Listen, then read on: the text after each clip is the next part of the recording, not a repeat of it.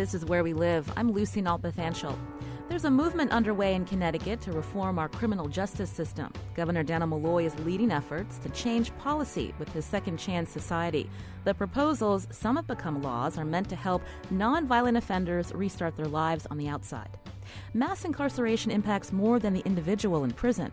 A national report from the Annie E. Casey Foundation says the incarceration of a parent, quote, can have as much impact on a child's well-being as abuse or domestic violence.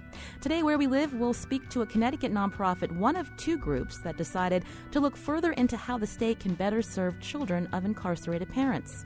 Joining me in studio are Erica Dean, policy analyst at the Connecticut Association for Human Services, also Nishka Ayala. She's a Central Connecticut State University student and daughter of a formerly incarcerated parent. Erica and Nishka, welcome to Where We Live. Thank you. Thank you. I wanted to start with you, Erica. Tell me about this state-specific report that's being released, and there's a panel discussion. What made you look at this specific issue? Yeah, absolutely. So the Connecticut Association for Human Services is partially funded by the Annie E. Casey Foundation. And when we learned that they were going to be releasing this report, we actually wanted to know what was going on in Connecticut to support these youth both through program and legislation. So when we kind of dug around and did our research, we found that there are various programs throughout the state that are really terrific. They help support families, they help support children during this difficult time. On the other side, we found that legislation is lacking, and there have been some pieces of legislation that were attempted to have been passed in the past, but nothing actually ever came to fruition and everything died. So what we are hoping to do is, particularly like you said, with the governor's Second chance. Yeah, with his second chance interest and his interest in really helping prisoners re-enter into society, we want to focus on children.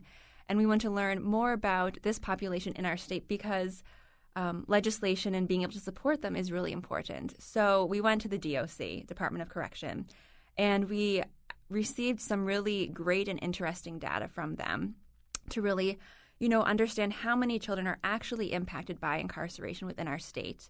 And the data is very up to date. So as of April 1st, 2016, 17,929 dependents have an incarcerated caregiver, and that's about 54% of those who are currently incarcerated.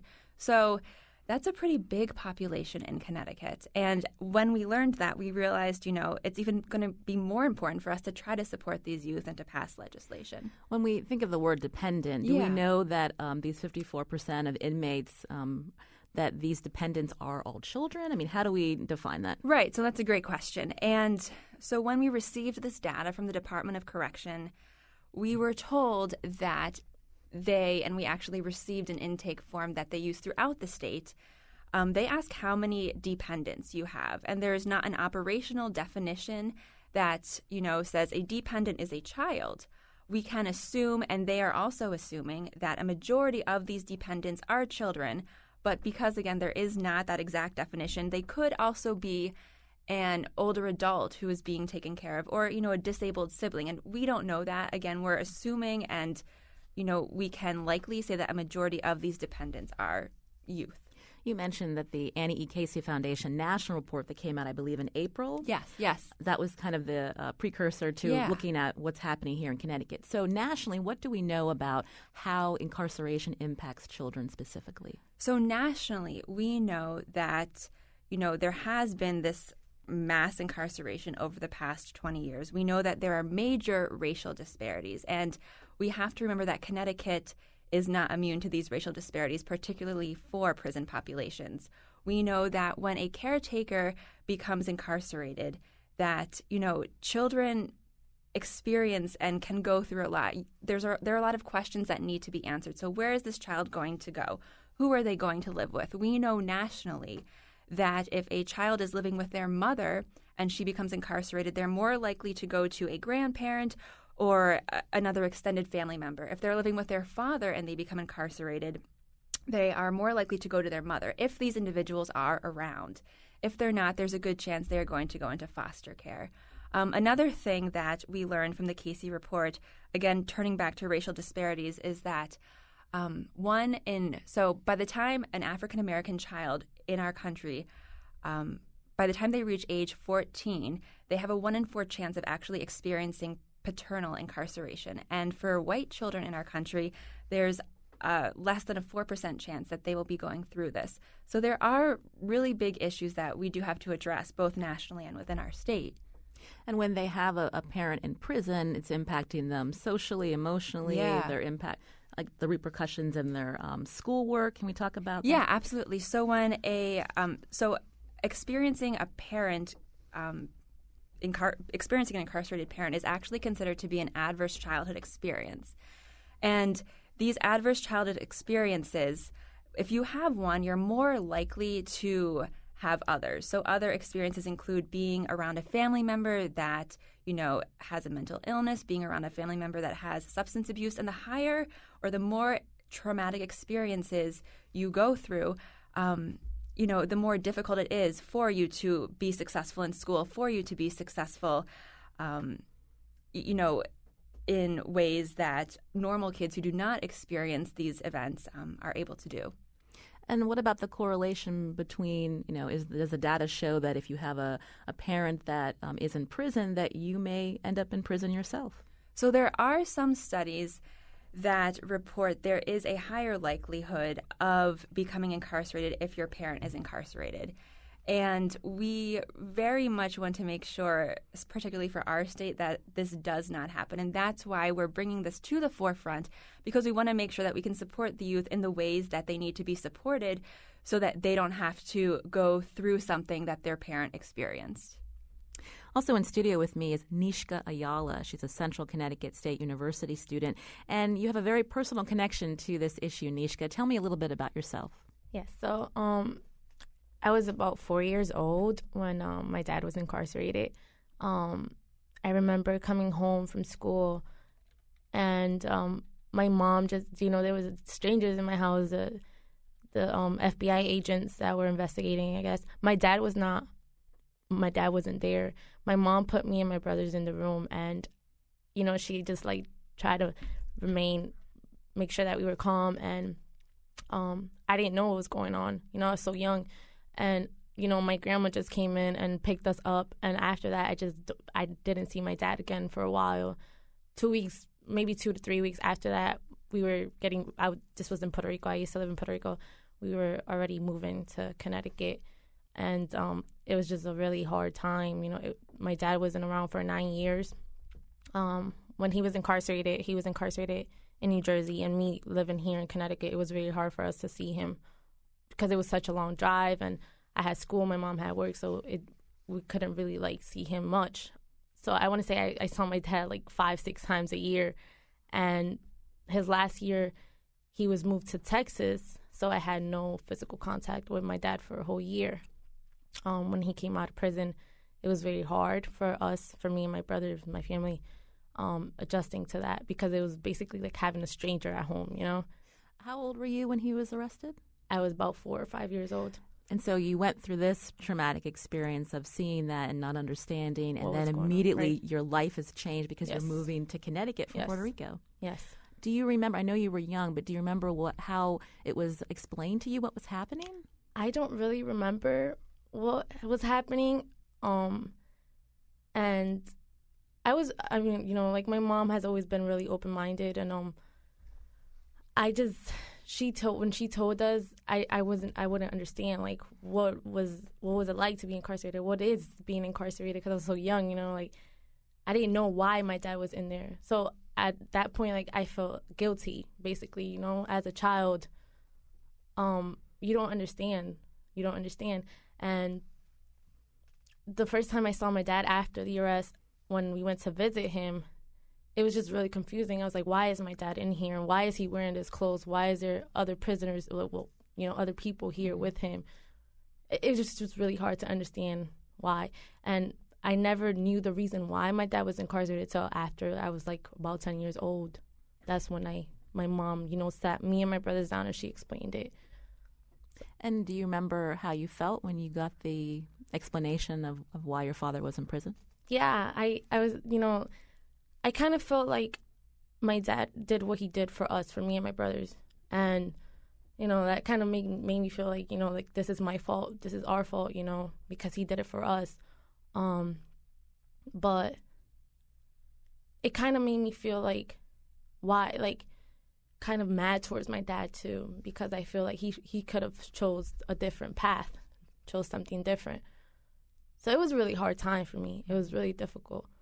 What kind of support did you and your mother have while your dad was in prison? I mean, did you know of any groups or support services that could help you during this time? No, not at all. The only support or service that we really received was one Christmas.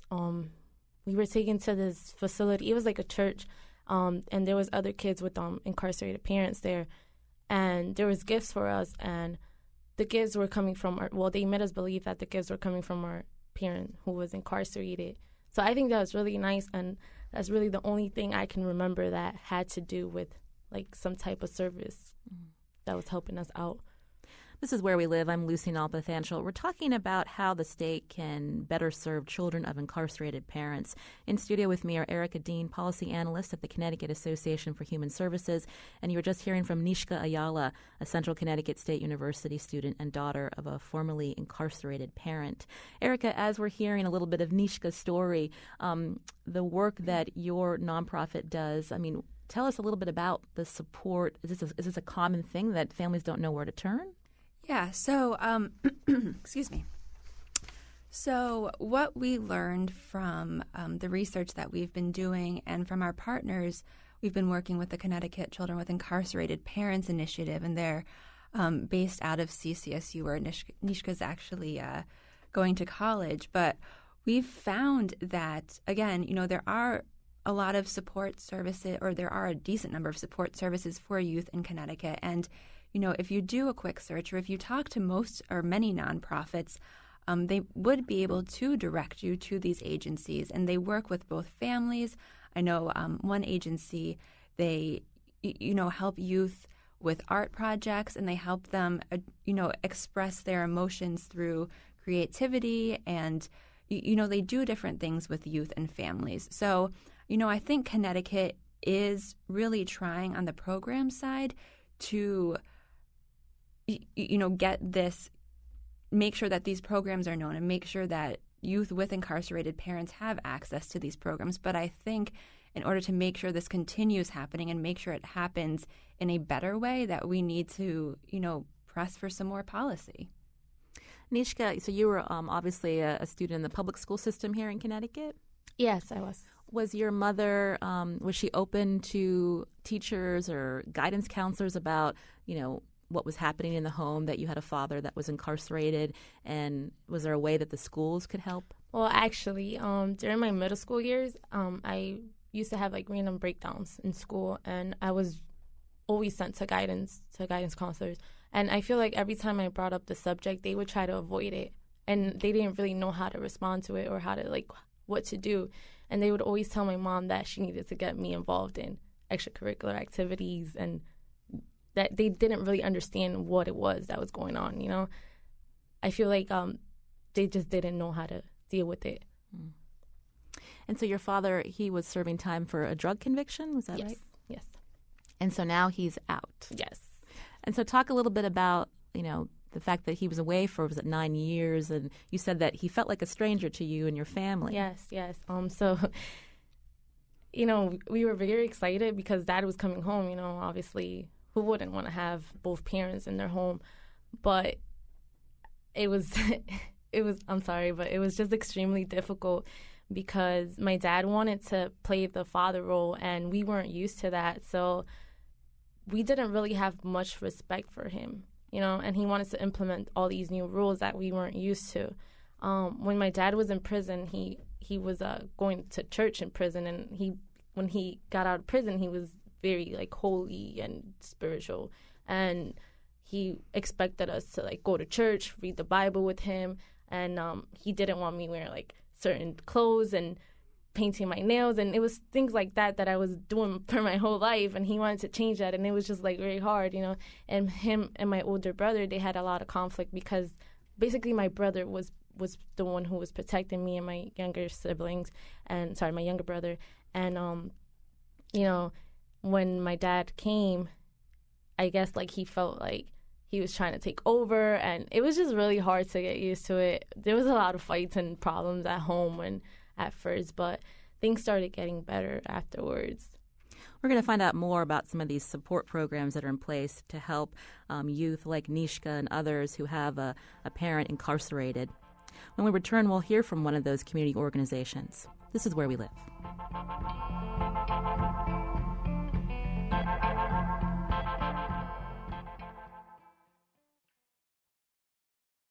This is Where We Live. I'm Lucy Nalpathanchel. We're talking about the effects of mass incarceration on children. In a recent report, the Annie E. Casey Foundation examined the impact of incarceration on children, families, and the community.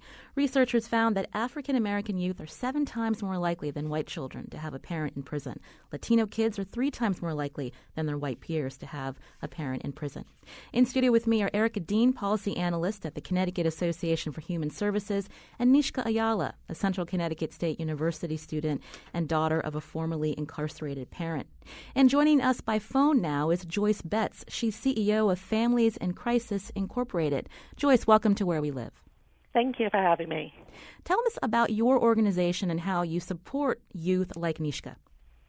Thank you. So Families in Crisis has been around for over 35 years, providing services to people who are involved in the criminal justice system, and more importantly, their families. We are one of few in the state of Connecticut and also nationally whose sole purpose is to work with this population. Our work that we provide for children that have a parent incarcerated started in the late 90s through funding through National Institute of Corrections to really start specializing in services unique to this population. And so we started those services with an after-school program, and there was not a lot of research at that time. This was a very much hidden population, so we were, for the most part, really going on sort of our best hunches about what it is that children that had a parent incarcerated needed. One of the things that we found very early on was that each child experienced the incarceration in a very different way. One of the more important things that we realized is that the relationship prior to incarceration definitely predicted sort of what some of those challenges would be during that incarceration. And so some of the services that we provide from our initial funding to the funding that we receive now centered around transportation, making sure that children just had access to their parent. Also around case management, making sure that families were able to meet their basic needs, and also around counseling, helping families to adjust to maybe the incarceration or to their return back to the community. And Joyce, how does your organization hear about these families? And so that's the challenge. As much as, when we first started, it was a hidden population, it still remains to be a hidden population. And so we hear about them through very different or from various resources.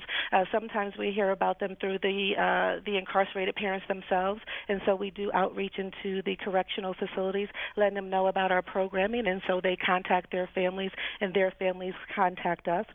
Sometimes we hear through them from teachers. I know Nishka mentioned a guidance counselor, and so we do presentations at some of the local public schools, making sure they understand that we have services available. I thought it was interesting you said that sometimes you hear about the families in the community from the person who's incarcerated. Mm-hmm. So they're worried about there not being support for their family while they're doing their time. So talk a little bit about that, and when we look at the state of Connecticut, this emphasis on reentry and helping, with the Governor's Second Chance Society, the emphasis is always on the individual and how they're going to transition back in the community, get a job, support their family. But there's also that other side of how do they integrate within that family? As Nishka said, she didn't see her dad for 9 years other than the occasional visit. Mm-hmm. Yeah, so that's what's really important to realize as we're talking about second chances. One of the things we say is that families have been giving second chances long before, we are now recognizing that that's what we need to do on a public policy level. And so one of the things that's really important is that families are the ones who are providing job leads. They're the ones providing housing for those who are returning to the community, such as Niska's dad, but also around those family dynamics. What does it mean for him to come home? What does it mean for my mom to come home? What are some of those barriers that they're going to have to address to make that transition successful? And so we provide those services that help them adjust to those things. And how many organizations like Families in Crisis are there in the state? That I know of, probably about 3. And I will say, though, there is now an emphasis on providing services to children that have a parent that is incarcerated. And so although there are other agencies that provide that service, there are only a few that specifically work with this population, and that's our sole population. I wanted to turn to Erica Dean, who is a policy analyst at the Connecticut Association for Human Services. So, Erica, Families in Crisis and 3 other groups doesn't sound like a lot. And so we hear that maybe some state agencies are reaching out now. But what are some policy changes that need to happen after looking at your report? Yeah, so one of the major things that Joyce actually just mentioned, and we do cover in the report, and this wasn't data that we received from DOC. We kind of did our own sort of research on this, but she mentioned transportation barriers, which impact, of course, visitation. And so when in our report, what we actually did is we took the 5 most populated cities in Connecticut, Stamford, Waterbury, New Haven, Hartford, Bridgeport, I think that's 5, and we looked at the average round-trip travel time it would take using public transportation and also private transportation, so using a car to each correctional facility within the state. And we found that if you're originating in New Haven, your average round-trip travel time using public transportation would be over 6 hours. And if you are taking a bus or using public transportation, they're not necessarily dropping you off right next to the correctional facility. So if you do have children, they may drop you off half a mile, wherever that bus stop is, that far distance from the correctional facility. Then you have to take your stroller. You have to, make that trek to that facility. And the same thing with traveling by car. I mean, it is going to be shorter, but if you're originating from Stamford, your round-trip travel time on average is going to be about 3 hours. And this round-trip travel time is actually going to be more than the amount of time you get to spend with your incarcerated loved one or your parent. So it's this really, really long day and this long process that ends up with you, maybe getting to see your mom or your dad for an hour. And it's really hard for families to be able to do this on a regular basis. And, we do know that I know Families in Crisis has and, perhaps still does provide transportation to correctional facilities.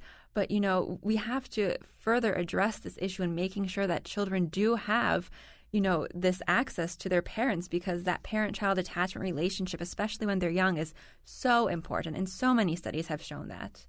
So when someone is sentenced, there was a legislation on family impact statements. So talk about how something like that kind of policy change, could help families. Yeah, so a family impact statement is basically allowing the defendant to write something, say something that basically, tells the judge and other people who are involved in the sentencing process, tells the judge about their relationship with this child, whether they live with their child, whether they are the financial provider for their child, if they are the sole caregiver, where their child may have to go if they do become incarcerated. And of course, we do want to make sure that people understand these family impact statements will take into account the severity of the crime that this individual did commit. And we also want to make sure that everybody is safe in these situations. But if we, require a judge or the jury or whoever to pay attention to these family impact statement and put that into policy, we can, hope and know really that these youth are going to be, their likelihood of traumatization might decrease because of these statements. And we previously tried to pass legislation to implement family impact statements within Connecticut in 2014. It was SB 361, I believe. So it was a Senate bill.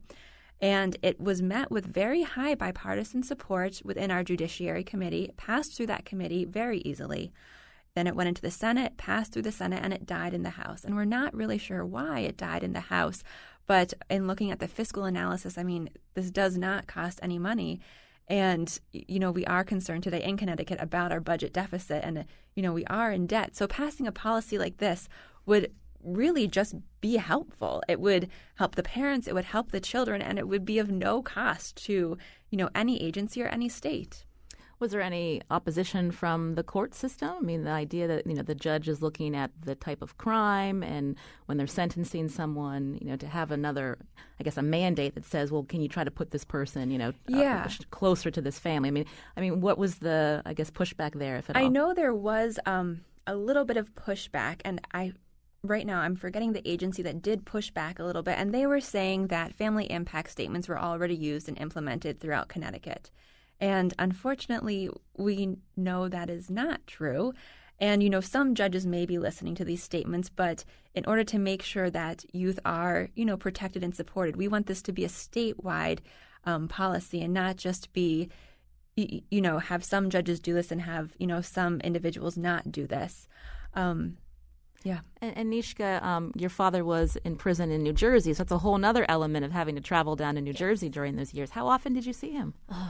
I want to say about 5-6 times a year. Like Erica said, the travel time, it was longer than what we actually got to sit in with my dad. So, the drive would be like 4 or 5 hours. And then to get in the facility, we would have to wait like another 3 hours. And then we would be with my dad for like 2 hours. And then it was really long, a really long time. Looking back, I mean, how often would you have liked to have seen him? Every day. Every day.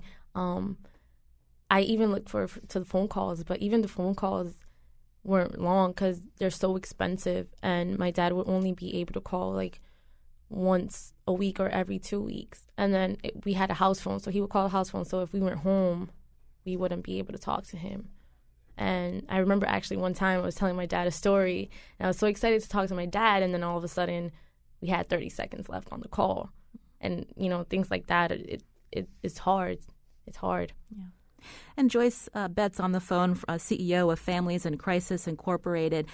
Tell me a little bit more about that counseling that happens after the fact when the incarcerated person has done their time, has been released back into the community, and they have to get to know their children, their spouse, the people in their neighborhood again. How hard is it, and how does your counseling impact recidivism rates? Have you been able to track that? And so I'm going to answer this in two ways. And one of them is addressing the issue regarding transportation and access. And so, of course, we could make the assumption, and also the data shows that if a family stays connected throughout the incarceration, which means having access to that incarcerated parent, being able to visit them on a regular basis, then them transitioning back into the community is a lot easier. Those who don't have that access, it makes it a lot more difficult because you have to reestablish those relationships. You have to be able to reestablish those dynamics within the family. And so being able to provide counseling, and let me be very clear when I say counseling, every family doesn't need a diagnosis and every child doesn't need a diagnosis. Sometimes what they want to be is just heard. They want to know what's coming. They want to know, have a little bit of a sense of what's going on or what can I anticipate when my loved one comes back home. Sometimes what happens is they get so very excited about the reunion, and I think that's what Niska was talking about. They get so very excited about Dad is coming home that sometimes you don't realize how challenging that's going to be after the first 2 weeks. And so what we try to do is we try to educate families around what some of those challenges are going to be. And so if we can prepare them for them, they can start to talk about some of those issues and talk about some of those things that they need to work on prior to mom or dad coming home, and then also continue to work on those things while they're transitioning back into the community. I will say one of the challenges in services that we provide for families and for children as well is that sometimes these are the first services to go in economic times, and that's what makes it very challenging. We talked a lot about transportation, and that's one of our programming needs that is in jeopardy at this particular moment. So we do provide transportation to the different correctional facilities, but unfortunately, moving into this new fiscal year, we're not really sure we're going to be able to continue to provide that. So we're going to have to reach out to, foundations and other private support to be able to continue that. And we've just heard how important that was for Nishka to be able to see, touch, and feel her dad and talk to him, and how important it is for others to be able to do that as well. So, Nishka, how long has your dad been with you now that he's served his time? I was 13 going on 14 when he was released, and I am now 21. So tell me about that transition. You said that at first it was rough, but what's your relationship like now? Well, I'm a daddy's girl now. I love my dad, and we're very close now. And sometimes my mom even gets jealous because I always call my dad for everything. And even a couple years after, our relationship started getting really good, and I would go to my dad before I went to my mom. We went to talk about my crushes and things like that, and I just love my dad, and everything is just going so well, and everything is just amazing right now. So I'm happy that it's this way. I want to take a call now from State Representative Douglas McCrory. You're on Where We Live. Good morning. How are you? I'm well. That's wonderful. I was listening to your conversation. And actually, I'm going to be on a panel discussion later this afternoon at the Capitol around this issue. And I thought it was a very good idea to have this conversation. It's very important. Can I ask you? Go ahead. Go ahead, I'm listening. Can I ask you, Representative McCrory, hearing from the work that Joyce Betts is doing with families in crisis and the fact that the state is now in this the tight budget crunch, how can the state help families like Nishka's and others when you have limited resources? Well, that's a very good question. And Family in Crisis is probably the organization that I'm quite familiar with that specifically deals with this population, and they need to be supported. Unfortunately, some of their funding has been cut, but hopefully we can restore it. I think this concept that we're talking about is very important. I recall when I first got to the legislation back in 2006, one of the first things that came to mind was what are we going to do with children who have parents incarcerated. And by 2010, we got were able to get funding for this particular type of concept or program. Unfortunately, the funding has been there, but in my opinion, the policy decisions that affect these children and their families have not been in place. And what I look forward to doing was working with the advocates during the next year so we can come up with some policies that can change the trajectory of our children and our families are in. I was listening about SB 361, which I thought was a simple concept that we do, the family impact statements. Unfortunately, that didn't get passed. I think it's very important that we work together this particular year so we can put some policy in place that can change the way our children and our families are operating under this system. All right, Representative McCrory, thank you so much for calling Where We Live. We just have a few moments. I wanted to turn back to Erica Dean, policy analyst with the Connecticut Association for Human Services. Let's talk about a little bit more about some of the policy changes that your organization and others are advocating the state go towards.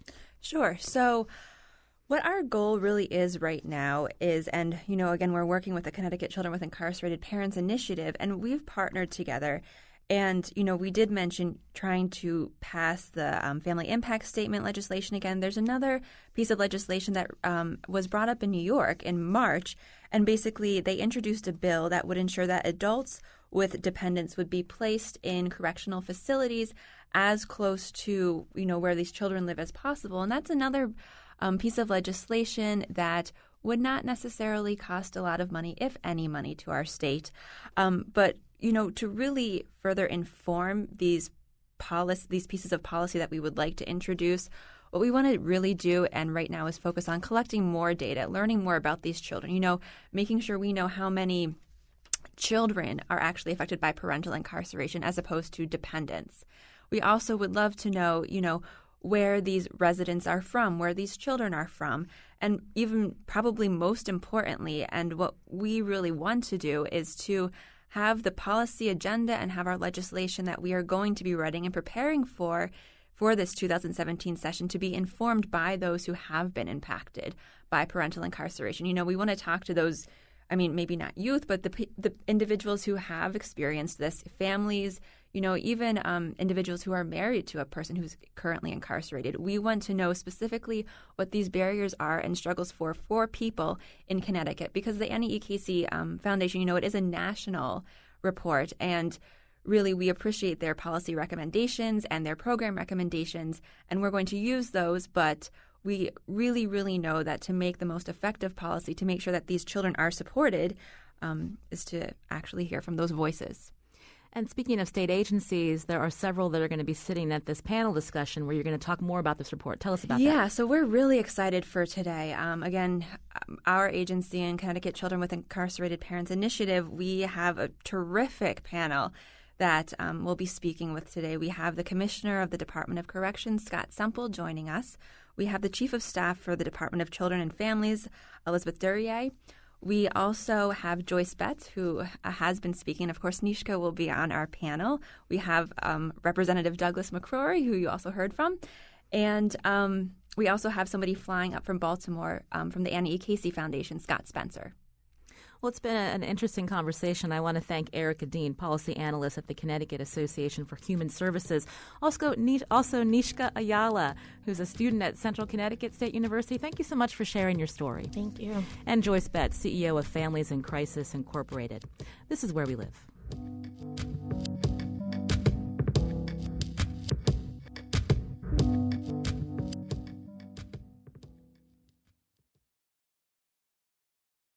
This is Where We Live. I'm Lucy Nalpathanchel. Coming up on tomorrow's show, flowers are blooming and bees, butterflies, and other pollinating insects are flying, but some of those pollinators are in decline.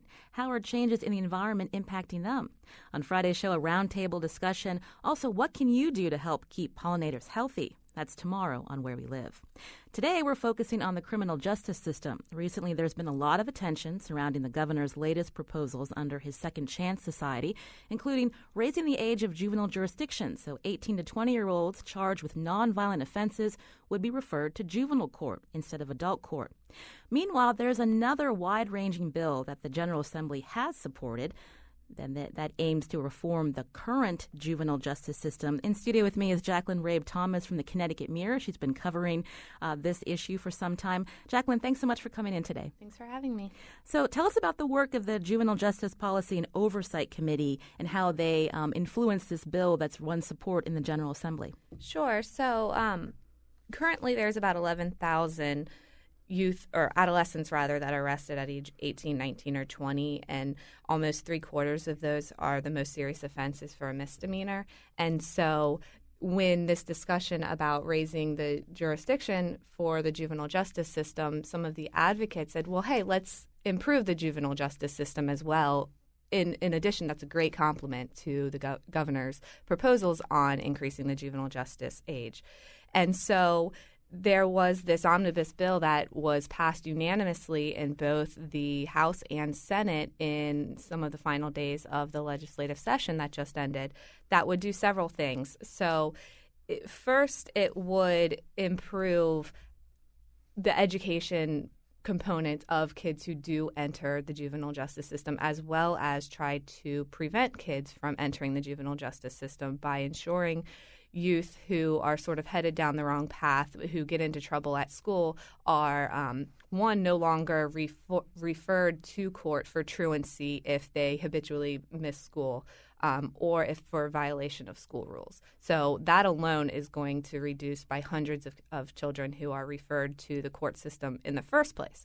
And then in addition to that, the legislature, this bill that was passed would also make it so that when youth are expelled from school, they're provided with a full-time alternative education program that has guidelines on standards that those alternatives have. That's currently not in place. Right now, there state law was requiring an alternative education program, but it was silent on what an alternative or what level of quality that must be. So this would move it to a full-time alternative. So if kids aren't in school, they're not getting in trouble. As the idea goes, if kids aren't in school, then what are they doing with their time? So that's sort of the educational component side of it. So when you say that, it's severing that so-called school-to-prison pipeline that has been a problem in the past. Right, yeah. So this is hoping to reduce the number by hundreds, if not thousands, of kids who even enter the juvenile justice system in the first place by catching them early on in the system. And then in addition to that, once kids do end up in the system, there are some changes in this bill that would significantly change which youth are allowed to be held in pretrial detention. And so each year, about 1,700 youth are held in detention while they await trial. There has long been a concern that youth are being held because that's the only place for them to get mental health services. So it's sort of acting as a default system to get those services, as well as because they might be a danger to themselves because they keep running away from whatever program or home, or they're in their home, they keep running away, or they're hanging out with gangs in the community, or whatever the danger to themselves was a problem, or they violated parole, which the violation itself was not a new crime, but they were in violation of their parole. So under this new law, or I shouldn't say law yet, this bill that was passed unanimously, it would remove those reasons for holding youth in pretrial detention and would limit it strictly to if they are a risk to themselves, a risk to the public, or if there's a new offense that they need to be charged with, or if there's another state that they are awaiting charges on and being held for that state to pick them up. And so that reporting that you did on this particular part of the bill, there was some pushback from prosecutors, right? There was some pushback from prosecutors. Like, what were their concerns about it? There was a concern. There was a very strong back and forth between the chief juvenile judge for the judicial branch and the top prosecutor for juvenile matters in the state, of sort of this discussion of, well, if you can't, if the looming threat of them being put back in pretrial detention because they miss their curfew or they don't follow their house arrest, those orders are only as good as they're enforceable, as sort of this argument goes. And the concern is that, youth aren't going to listen to, if you have a curfew but there's no consequence, then what happens? The response to that has been that the consequence is a graduated model by providing them, residential placement in the community or potentially commitment to DCF if it does get so dire that there is a situation, or that they get the services that they potentially need in the community for, substance abuse treatment, if that's what they're running away. If that's why they're not following their curfew, provide them substance abuse treatment and hopefully, and then step it up as far as the graduated response goes. Mm-hmm. You mentioned some of the youth that are committed to DCF and may be held at the Connecticut Juvenile Training School. Can we shift to that and how the governor's mandate that facility closed by 2018? What's the progress in that plan? So there's a lot of momentum behind that. It's been brought up by a previous administration to close that facility. It's been riddled in controversy since it opened. Or even before it opened. And I think why it gained some momentum this year is for two reasons. The state's facing a major deficit, and that facility costs over $50 million a year to operate, as well as a recent report by the Office of the Child Advocate that found that concluded that youth were unlawfully being restrained and put in solitary confinement for hours at a time. And that received a lot of public backlash on that facility and the practices that were taking place there. The DCF made some changes at the facility following legislative hearings, but that hasn't stopped the momentum to close the facility. The governor announced shortly after some of those controversies happened that he would be closing the facility by July 2018. And all indicators are that that's on progress to actually happen. The DCF has been tasked with the job to come up with a plan to close that facility, and they have said that they expect a draft plan to be presented to the Juvenile Justice Policy and Oversight Committee as early as next month, or expected to be next month. And I guess the overarching theme of all of this conversation and progress is that, advocates for juveniles will say if you want to help children to not continue in the system. You want to keep them out of the juvenile justice system to begin with.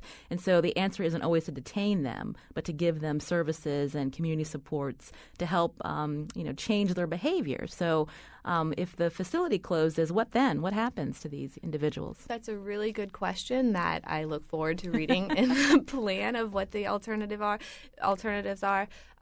There is sort of this dilemma of, yes, it costs $50 million to operate that facility, but you are going to need alternatives. So how much of that can be reinvested? And what happened to make sure all of that is not rated to help close future budget shortfalls. There is a very real concern that will happen, but you also have some really strong advocates pushing for that not to happen and that money being reinvested back into community-based supports. The Department of Children and Families has said that there will always be a need for a state-run facility. So that so the state is not relying entirely on private providers who will call them up and say, "Hey, this kid is really acting out. He keeps running away." Whatever the reasons that a private provider might not be able to take a child, the commissioner has said she feels that the state will always need to have a facility. The deputy commissioner said last month that he believes the population for state-run facilities, locked facilities, will never top more than 40 or 45 boys on any given day. Mm-hmm. So that's a drastic decline from the current level of youth who were detained at CJTS just 2 years ago. It was at 160. So they really have decreased the number of youth who are at CJTS and have said that we think it's about 40 or 45 who need these locked, secure placements. We just have a few minutes left, but you've been covering juvenile justice efforts and reform for some time. When we look at Connecticut, so often it's pointed as a state that can model the changes for other states.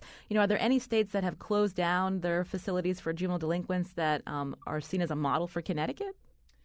That's a good question, and I don't know the answer.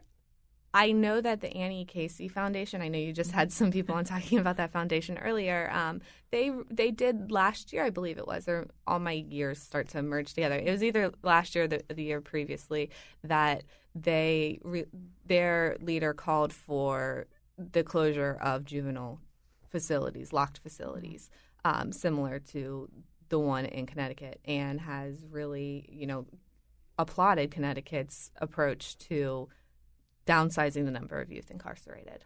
And what's interesting, just a few years ago, DCF was calling for a specific secure unit for girls. And the Pueblo unit was opened, money was spent, and I think earlier this year, there haven't been girls put in that facility since beginning of 2016, I believe. Right. The last I heard, the last girl that had been there was in January. So it has been empty for months, which has helped with the number of staff that you need at that facility. They have said you have youth who you have 100, I believe there's 106 layoffs at CJTS, and CJTS and Pueblo are all part of one CJTS, and one's for boys and one is for girls, and so that has helped with the savings. We were talking about that wide-ranging bill recommended by the Juvenile Justice and Policy and Oversight Committee. It's on Governor Malloy's desk. He's going to sign it, right, because of who sits on that committee? He's expected to sign it. His administration worked with the crafting of that bill. His Office and Policy Management Chief Ben Barnes is the co-chair of the JPOC committee that crafted the bill, and his administration was involved, I am told, on the shepherding of that bill through the legislature. And before we let you go, Jackie, any big changes or ideas that did not go through this session that we may see reintroduced next session related to juvenile justice reform? There are a lot of things that will be reintroduced. So what also was included in this report or in the bill is the mandate for several reports for to cost out different services that are necessary in the juvenile justice system, in the education system, so something like an educational advocate. So every youth who goes to the juvenile justice system gets an educational surrogate to help them go back to the community once they leave a secure facility. I've been speaking with Jacqueline Rabe Thomas, reporter for the Connecticut Mirror. You can read all of her great reporting at ctmirror.org. Thank you so much for joining us today. Thank you. Today's show was produced by Lydia Brown. Kyone Wolf is our technical producer. I'm Lucy Nalpathanchel. This is Where We Live.